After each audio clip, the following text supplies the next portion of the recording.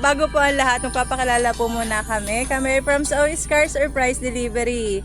May kumontak po sa amin na isa sa nagmamahal po sa inyo para isurpresa po kayo ngayong inyong kaarawan.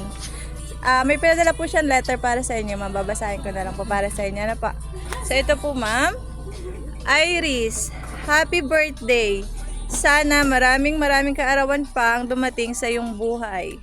Sana mapasaya ka namin sa araw na ito. Wish ko lang, ingatan mo lagi ang sarili mo. Mag-ingat lagi.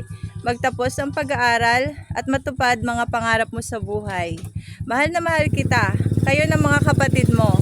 Malayo man ako sa inyo, lagi niyo tandaan, lagi kayo sa puso't isipan ko. Laban lang sa mga hamon sa buhay. Huwag padadaig sa mga pagsubok na darating sa iyong buhay. Maging matatag. Once again, happy birthday. Enjoy your special day. God bless you always. Love, Mama Edna.